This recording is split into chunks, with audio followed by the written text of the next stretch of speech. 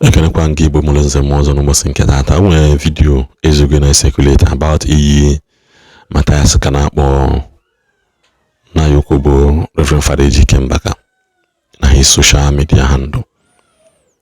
He's still emphasizing on na Mbaka mele nka meyo nke ọzọ yoshi me nka me nke ọzọ. Then that is what brings to my question and my attention to ndị na-anọlọgụ few weeks ago about Criminàl trending. Like I said, when will they match the same energy Matias and Mbaka to Matias?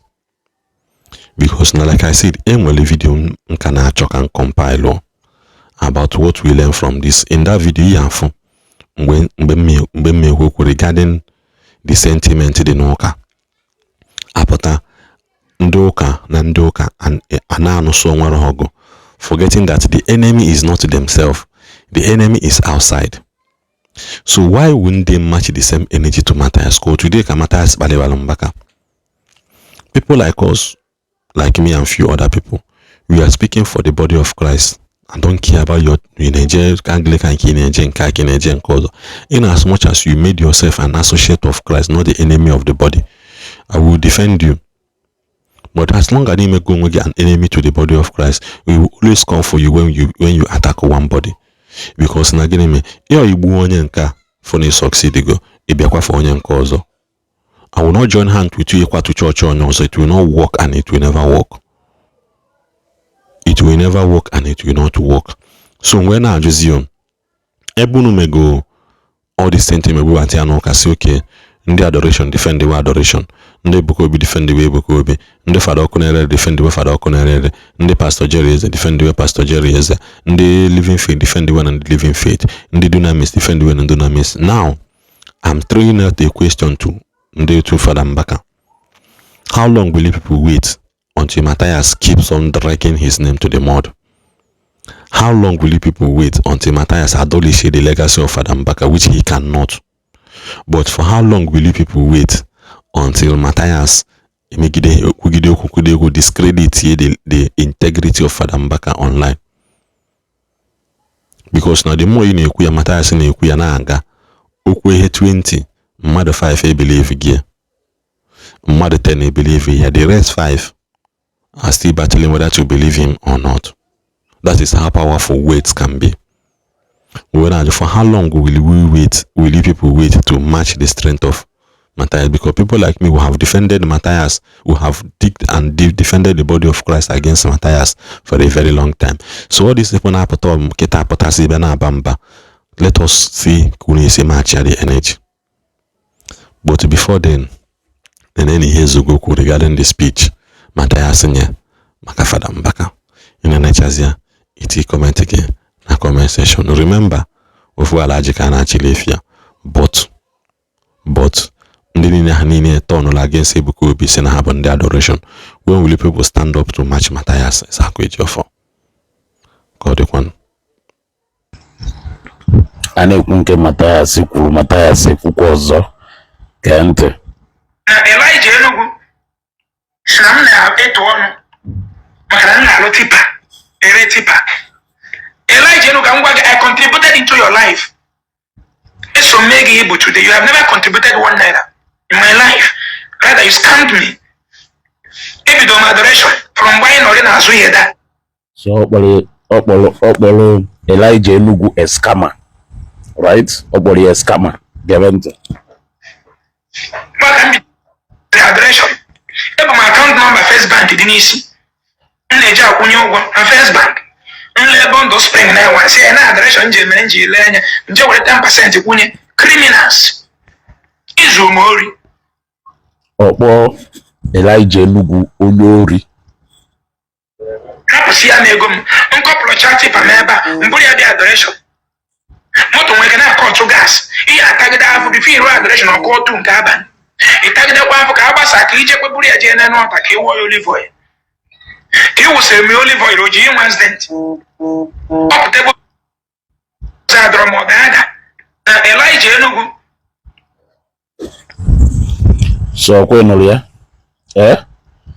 Matias actually called him a scammer. Matias kpọrọ ya a scammer and onye ori. Ịghọtago? Mana ụmụ ọbanshi ndị otu ya ekwu okwu because ha dasho Matias. Ịghọtago? Kedu ife a na-ekwu ekwu n'ụwa Matias akpọ bụ ndị isi ụka n'ụwa? Kedu ife ọkpụ bụ ndị reverend sisters? Kedu ife ọkpụ bụ ndị fada? Kedu ife ọkpụ bụ ndị pastors? Kedu ife ọkpụ bụ ndị bishops? Ha emechi ọnụ. Ha dịrọ interested n'ebe ọ nọ because he is not, they don't consider him as their competitor. Ịghọtago? They don't consider him as their competitor. Mana evangelist Ebuka Obi kwugharị ọnụ na preaching ye, ọ kwugharị okwu even mgbe ọbụla fa ka ọ na-agwa because of ekworo dị n'ụlọ ụka, because of ọkụka essence go n'ọkago ha, because of anya ukwu a na-ewu ya ifo ekolu members na-enye mkpọtụ ebe niile. I can get you many other videos. This Elijah Enugu actually Mathias wonye barrier. Have you ever heard any of them respond to him? They cannot. They cannot. And he's 100% ready for them.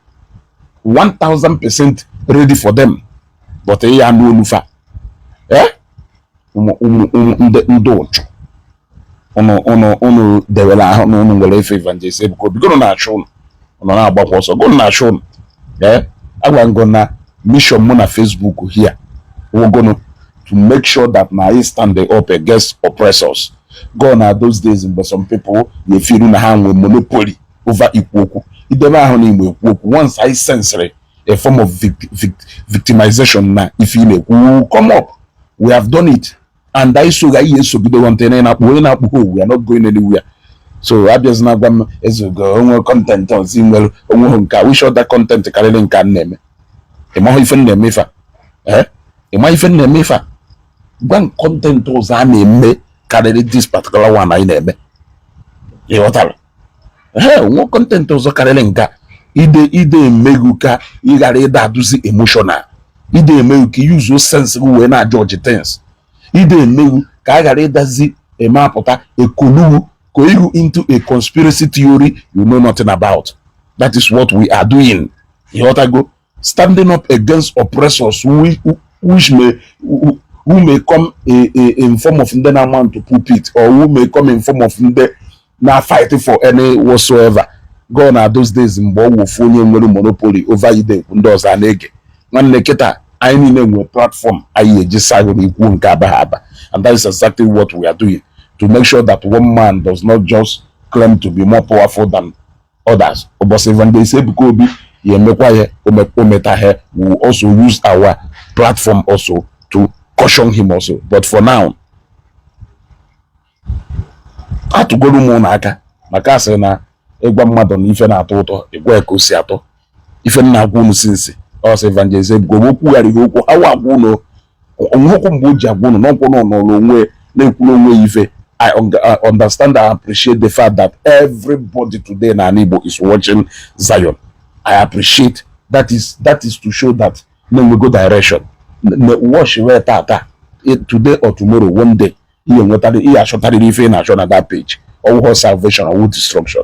One day, provided men have been at that page. One day, he shot at it. Usifenab. Is it that shot at salvation or shot at destruction? Onya kan juwesena if Zion name n'ikpeazụ not also na one of the churches standing gidigba against this antichrist, and though one of the churches got it designing to meet what this end time really needs. Because imagine everybody, even those people who came to be against the gospel of Christ, they watch Zion. You want to go? They watch Zion. Share this video. Go where you should be. So between evangelist Ebuka Obi, who preaches the gospel and they maybe make reference here and there, and the Matias, who comes direct open that he doesn't want you to exist, who should you make a priority? Zongo ya ajụjụ. Ọwụ na ịzata nwa ajụjụ a ma ịka nwere spirit of jealousy and equality, because clearly evangelist Ebuka Obi is not a threat to you. It's not a threat to you because he is right there in the same vineyard with you. The same Alhaji Kaguna Chinefi. You may have different means of preaching the gospel. You may have different areas in which you are contributing into that same kingdom. But Matias is a threat because he is against you. He doesn't want you to exist at all. He doesn't want you to operate at all. I don't know if you're getting it. So if clearly as a Christian or as an adorer with the video play now, you that Evangelist Ezeaku is more threat, you consider him more threat than Mathias, then I assure you, Fenisi, share this video. Don't expect us to stop until you people stop. We are not stopping until you people stop. Happen that young man, only Fenya cheer, women. Man, we will not wait for God to judge. Since you people have also made yourself judges, we will also turn into judges also, and we will be judging each other. I trust that you people will run. Also, the other go on these. Share this video.